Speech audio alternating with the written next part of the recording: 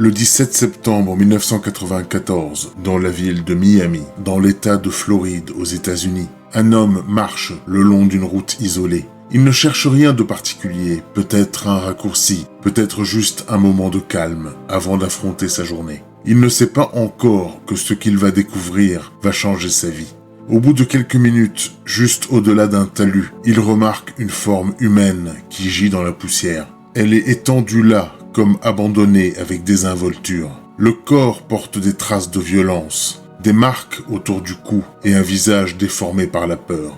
Aucune tentative pour le cacher, aucun signe de précipitation. Celui qui a fait ça ne craignait pas d'être retrouvé. Le promeneur, en panique, finit par appeler les autorités. Quand la police arrive sur place, elle balaye la scène avec l'efficacité des habitudes. Photos, mesures, balisage, tout indique pour l'instant qu'il s'agit d'un simple homicide isolé. Ce qu'aucun des enquêteurs ne peut deviner, c'est que ce corps n'est pas seulement une victime, c'est un avertissement et le début d'une longue série. Bonjour à toi, âme innocente, je suis Azazel, l'archange des ténèbres. Je suis venu dans ton monde pour sonder le plus sombre de l'âme humaine. Aujourd'hui, je vais te raconter l'histoire terrifiante et bien réelle du tueur en série Rory Enrique Conde, surnommé The Tamiami Trail Strangler. Mais sans plus attendre, l'heure est maintenant venue de plonger avec moi dans les abîmes.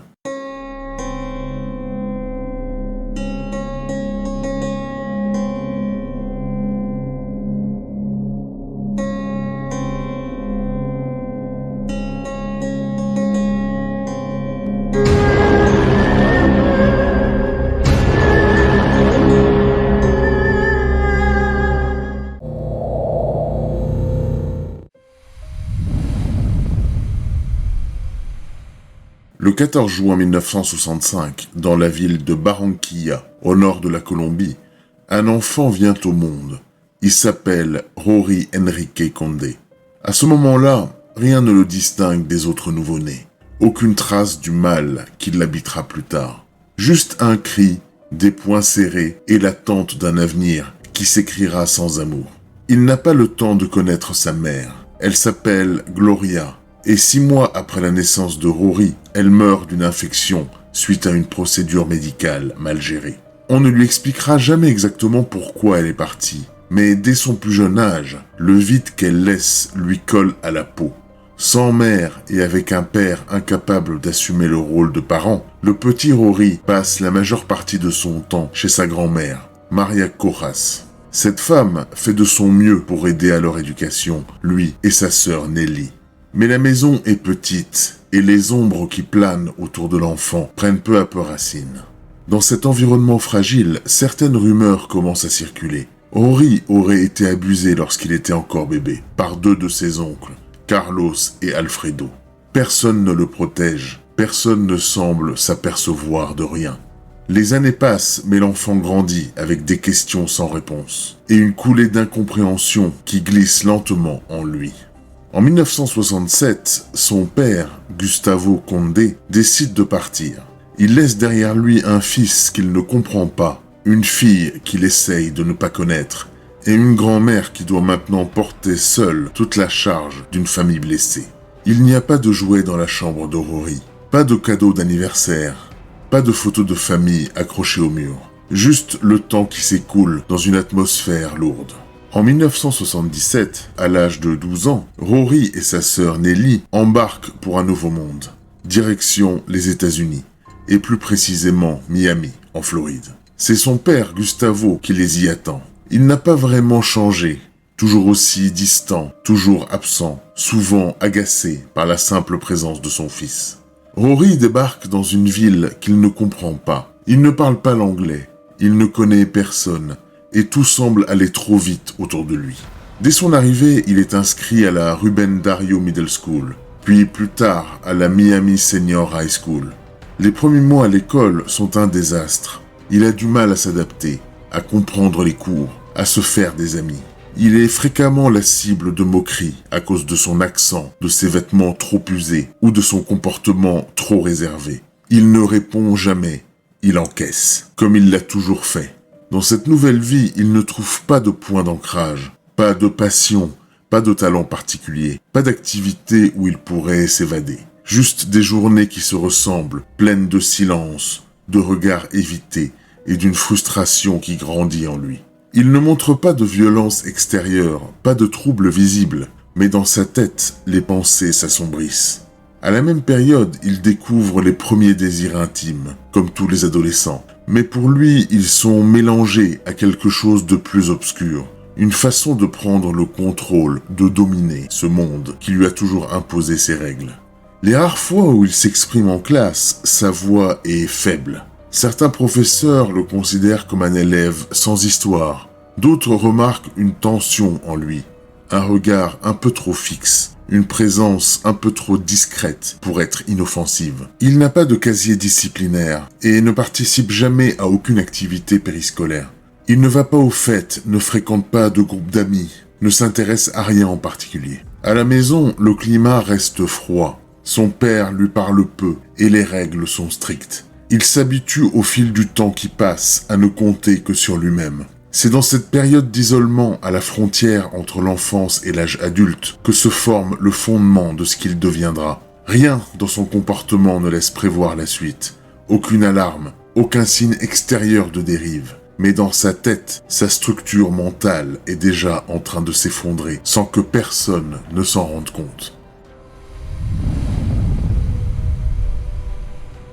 En 1983, Rory Condé a 18 ans. Il a terminé le lycée sans éclat, sans trouble et sans aucune perspective claire pour l'avenir. Il n'a pas de projet. Ce qu'il désire par-dessus tout, c'est de ne plus avoir à rendre de compte à personne. Dans les mois qui suivent, il décroche un premier emploi dans un dépôt de matériaux de construction. Le travail est répétitif, mais il lui convient. On ne lui pose pas de questions, personne ne s'intéresse à ce qu'il ressent ou à ce qu'il pense. Et il s'habitue à cette existence. Rory est discret, ponctuel, efficace, mais à l'intérieur, une forme de ressentiment commence à prendre place. Une froide hostilité qui ne cible personne en particulier, mais qui se dirige vers tout ce qui lui échappe. Les femmes qu'il observe dans la rue, les couples qui rient dans le bus, les collègues qui parlent de leurs projets. Il se sent loin de tout ça. Il ne partage rien avec eux. Il ne sait même pas s'il envie ce qu'ils ont ou s'il les déteste d'avoir ce qu'ils ont. En 1985, il rencontre Carla.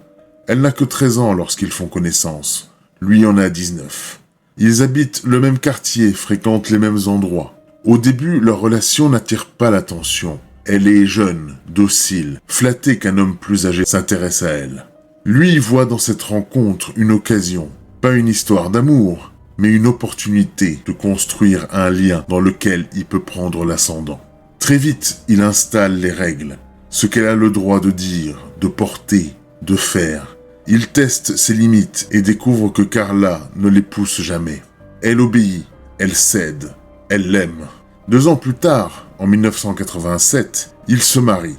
Un premier enfant naît dans la foulée, puis un second quelques années plus tard. En apparence, leur vie est celle d'un jeune ménage modeste de Miami. Un logement simple, un emploi stable pour Rory dans la vente de matériaux. 2 enfants en bas âge, des week-ends en famille, mais la vérité est tout autre. Dans le foyer, l'atmosphère est lourde. Rory devient de plus en plus contrôlant, obsessionnel, impatient. Il inspecte les mouvements de sa femme, surveille ses appels, vérifie ses heures de sortie. Il l'étouffe par la précision de son contrôle. Au fil du temps, la tension s'accumule et Rory change. Il n'est plus seulement froid ou distant, il commence à se couper du monde extérieur. Il ne sort presque plus. Il refuse de voir les voisins, d'assister aux événements familiaux. Il passe de longs moments seul dans sa chambre. Carla découvre peu à peu des comportements qu'elle ne comprend pas, des regards vides, des phrases sans cohérence, des réactions exagérées pour des détails sans importance.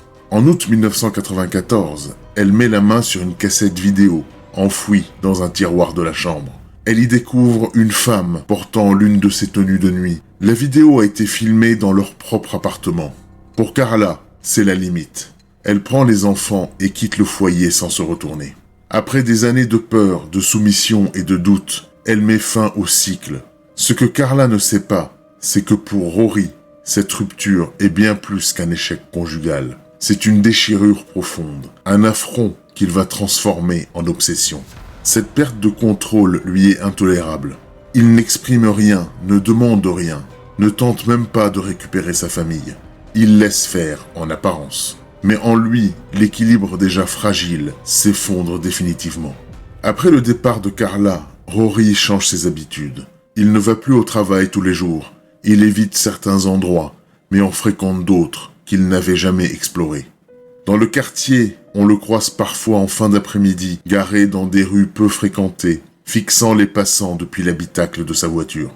Son regard est vide, absent. Ses collègues remarquent son retrait, ses retards, son air lourd, mais personne ne s'interroge vraiment. Durant cette période, Rory ne dort presque plus. Il ne mange pas beaucoup. Son corps fonctionne en pilote automatique. Mais dans sa tête, une idée prend forme. Une idée qui ne le lâchera plus. Il commence à parler à voix haute quand il est seul. Il s'adresse à une Carla imaginaire. Il lui dit ce qu'il ne lui avait jamais dit en face. Qu'elle l'a trahi, qu'elle a ruiné sa vie, qu'elle a fait de lui ce qu'il est.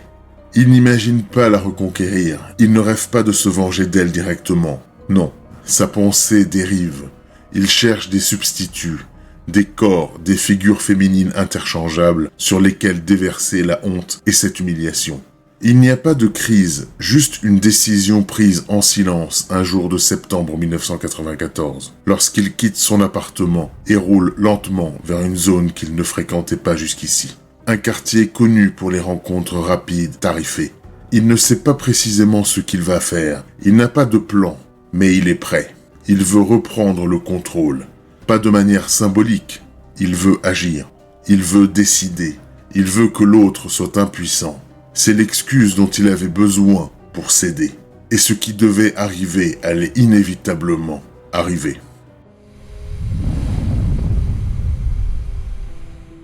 Nous sommes maintenant le 17 septembre 1994. La chaleur de la Floride écrase les rues de Miami comme un drap humide.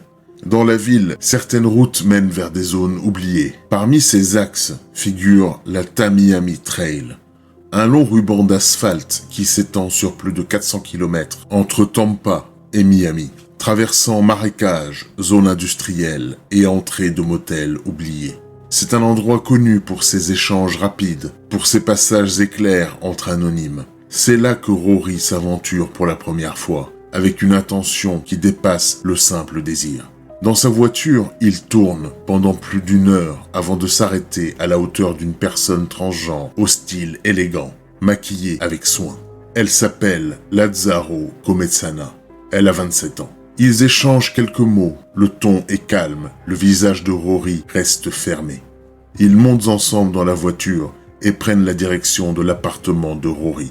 L'appartement est ordinaire, petit, mal entretenu. Une lampe faible diffuse une lumière chaude dans le salon. Cometsana n'est pas en méfiance. Elle connaît ces endroits, elle en a vu d'autres. Mais ce jour-là, elle ne sait pas ce qui l'attend.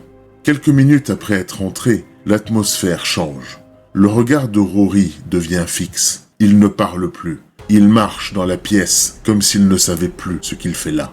Puis il s'arrête. Il s'approche de son invitée et demande d'une voix quasi mécanique si elle est vraiment une femme. Lazzaro sourit, mais ne répond pas immédiatement. Rory répète la question. Son ton est plus froid. Et quand la réponse tombe, trop vague pour le rassurer, quelque chose en lui se déclenche. Il n'élève pas la voix. Il ne frappe pas. Il passe simplement derrière Lazzaro Cometsana et dans un geste brutal et maîtrisé, il l'étouffe. La lutte est brève. L'acte est net. Une fois le corps inerte, Rory ne montre aucun signe d'hésitation. Il ne vérifie même pas si son invité est encore en vie. Il reste là quelques minutes, fixant le corps, puis avec un détachement presque déroutant, il agit, comme s'il avait répondu à un besoin qu'il n'arrivait plus à réprimer. Il profite du corps à sa façon, sans aucun respect, sans aucune humanité. Il ne laisse aucune trace évidente de sa violence, mais ce qu'il s'est passé est irréparable. Plus tard dans la nuit, il charge le corps dans la voiture et prend la route de la Tamiami Trail. Il sélectionne une zone peu fréquentée, loin des motels, loin des caméras. Il ne fait aucun effort pour dissimuler ce qu'il vient de faire. Il laisse le corps en bordure de route, comme s'il avait déposé un objet sans valeur. Il ne regarde pas en arrière et rentre chez lui comme si de rien n'était. Le lendemain, il ne se rend pas au travail. Personne ne vient frapper à sa porte. Personne ne le relie à ce qui s'est passé. Pour lui, ce n'est pas un meurtre, c'est une libération. Une réponse à un monde qui ne lui a jamais laissé la place qu'il pensait mériter. Ce qu'il ne sait pas encore, c'est qu'il ne s'arrêtera pas là. Le corps de Lazzaro Comesana est retrouvé par un promeneur quelques heures plus tard. Le corps est étendu en position naturelle, comme s'il avait simplement décidé de s'allonger là. La police de Miami se rend sur place et le décès est rapidement jugé suspicieux. Mais aucun indice n'est présent sur la scène. Pas de document d'identité, pas de témoin. Les agents classent l'affaire en attente d'informations supplémentaires. Ce qu'ils ne savent pas, c'est que pendant qu'ils prennent des photos et recherchent des traces, Rory est chez lui, en train d'observer le journal télévisé. Son nom n'est pas cité, aucun lien n'est fait avec lui. Il est invisible. Le 8 octobre 1994, Rory attend la fin de l'après-midi et prend sa voiture pour rejoindre la Tamiami Trail. Au bout de quelques heures, il reconnaît une femme qu'il avait déjà vue par le passé. Elle s'appelle Elisa Martinez, 44 ans. C'est une habituée du secteur, vulnérable, fatiguée, mais toujours présente dans les mêmes ruelles de Miami. Rory l'aborde avec le même calme que lors de sa première rencontre. Il ne laisse rien transparaître, aucune nervosité, aucun signe de danger. Ils rentrent ensemble dans l'appartement de Rory. Il ferme la porte et s'assure que personne ne pourra les déranger. Le déroulement est similaire à la première fois. Rory attend le moment où il peut agir. Il ne parle presque pas. Lorsqu'Elisa s'assoit sur le fauteuil devant lui, il l'observe longuement, puis il s'approche par derrière. La prise est serrée, sans hésitation, comme s'il avait répété ce geste mentalement des dizaines de fois. Elisa Martinez ne résiste que quelques minutes. Elle tente de lui saisir les mains, mais ses mouvements manquent de force. Rory ne fléchit pas. Son visage reste neutre, comme déconnecté de ce qu'il est en train de faire. Une fois le corps inerte, il reprend exactement le même rituel. Il profite de la victime comme d'un objet, et quand il est satisfait, il l'enroule dans une couverture et attend la nuit. Personne ne le remarque quand il charge le corps dans sa voiture. Il fait le même trajet que la première fois, mais prend une autre sortie, et dépose Elisa Martinez à quelques kilomètres du premier lieu, puis rentre chez lui. Il n'est pas pressé, il ne s'inquiète de rien. Et quand le corps est découvert 2 jours plus tard par une patrouille de routine, la police ne fait pas le lien avec le premier meurtre. Différence d'âge, de profil, de lieu exact. Il manque un élément pour rassembler les pièces. Mais Rory, lui, sait exactement où il en est. Il ne tue pas pour l'argent, ni pour le plaisir. Il tue parce qu'il en a besoin. Le 20 novembre 1994, Rory quitte à nouveau son appartement à la tombée de la nuit. Il connaît maintenant parfaitement les rues qu'il doit parcourir, les intersections à éviter, les endroits où aucune caméra ne l'attend. Ce soir-là, il croise Charity Faye Nava. Elle a 23 ans. Son visage est fatigué, son corps marqué par la rue. Rory n'hésite pas. Il s'arrête, baisse la vitre et lui propose de monter. Il n'échange pas plus de 3 phrases. L'accord est implicite. Une fois rentré chez lui, il ferme la porte à double tour. Il sait exactement ce qu'il va faire. Il ne la regarde pas comme une personne, il la regarde comme un objet. Charity s'installe sans méfiance, mais l'atmosphère change en quelques minutes. Rory s'approche et se place derrière elle, et comme les fois précédentes, utilise la force de ses mains pour l'étouffer. Elle résiste, mais Rory est déjà dans une forme d'automatisme glacé. Il ne réagit à rien, il ne recule pas. Elle tente de crier, mais le manque d'oxygène rend sa voix trop faible pour être entendue. Lorsqu'il relâche la pression, Rory ressent un étrange mélange de puissance et de calme. Il ne dit pas un mot. Comme pour les 2 précédentes victimes, il la traite comme une prise. Une victime supplémentaire dans un cycle qu'il considère désormais comme une forme de justice personnelle.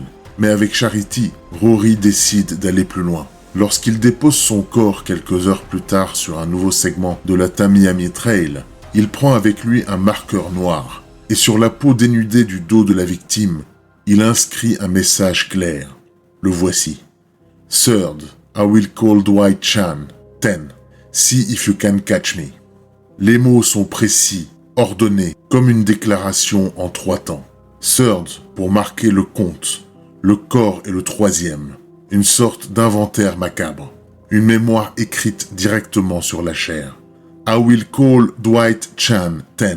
C'est un détail qui ne semble faire sens qu'à Miami. Dwight Chan est une erreur dans la formulation, une confusion sans doute volontaire. L'homme visé est très certainement Dwight Lauderdale, un présentateur de journal télévisé local, un visage connu du grand public. En l'invoquant dans ce message, Rory s'adresse directement aux médias. Il annonce qu'il est prêt à faire parler de lui.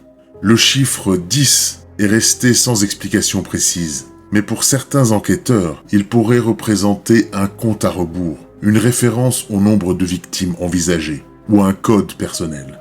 La dernière phrase, « See if you can catch me », ne laisse aucun doute sur son intention. Rory ne veut pas se cacher, il veut être poursuivi, mais selon ses règles, dans ses termes. Pour ceux qui souhaitent le voir, je vais poster une photo de ce message écrit au marqueur sur le dos de sa victime sur mon compte X. C'est la première fois que l'affaire passe dans la catégorie des crimes sériels. Ce n'est plus un acte isolé, c'est une campagne. Ce jour-là, Rory passe un seuil qu'il n'avait jamais franchi. Tuer ne lui suffit plus. Il veut qu'on le regarde. Il veut être compris, ou du moins décodé. Il ne cherche pas à exprimer un remords, ni à transmettre un message moral. Ce qu'il écrit, il ne l'adresse pas à la victime, ni à lui-même. Il l'adresse au monde. C'est un appel détourné, une façon de créer une connexion là où il n'y a jamais eu de lien. Pendant toute sa vie, Rory a été invisible. Enfant ignoré, adolescent transparent, adulte effacé. En traçant ces mots sur la peau d'une femme qu'il vient d'annihiler, il prend le contraire exact de ce qu'il a toujours subi. Il impose sa présence, il devient l'auteur d'une histoire que personne ne peut ignorer. En laissant une inscription, il sort de l'ombre, mais d'une façon contrôlée. Il ne crie pas, il n'appelle pas la police, il ne s'accuse pas. Il balance une pièce du puzzle et observe. Il veut tester la ville, mesurer la vitesse des forces de l'ordre, voir si quelqu'un va comprendre avant qu'il ne frappe à nouveau. Ce texte sur le corps est son premier geste d'existence publique. Le premier signe que ce qu'il fait n'est pas uniquement un exutoire, c'est son œuvre. Lorsque la police découvre le corps de Charity Nava, tout change. Jusqu'ici, les forces de l'ordre traitaient chaque affaire séparément. Des victimes fragiles, dans des zones à risque, avec peu de liens entre elles. Mais l'écriture trouvée sur la peau de Charity ne laisse plus place au doute. Third, ce mot suffit à faire basculer le statut de l'enquête.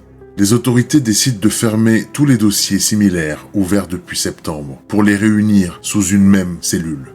Le Miami-Dade Police Department lance ce qu'ils appellent en interne une Review Task Force. Elle est composée de détectives vétérans et d'analystes criminels. L'objectif est clair, déterminer s'il s'agit d'un tueur en série actif ou d'une coïncidence morbide. Très vite, leurs conclusions confirment ce que le message de Rory laissait déjà entendre. Les victimes sont toutes étouffées de la même façon, retrouvées dans un périmètre géographique cohérent, avec aucun effort de discrétion ou de dissimulation. De plus, l'information selon laquelle certaines victimes auraient été abusées après leur décès commence à circuler en interne. L'affaire prend une autre dimension. Les médias locaux ne sont pas encore informés des détails, mais certains journalistes reçoivent des bribes d'informations et commencent à utiliser un terme qui va s'imposer. The Tamiami Trail Strangler, ou l'étrangleur de la Tamiami Trail en français. Malgré cette prise de conscience, l'enquête piétine. Il n'y a pas d'empreintes, pas de témoignages exploitables. La police commence à augmenter ses patrouilles dans les secteurs concernés, met en place des opérations d'infiltration, mais rien n'en sort. L'homme qu'il cherche semble sans historique, sans antécédent.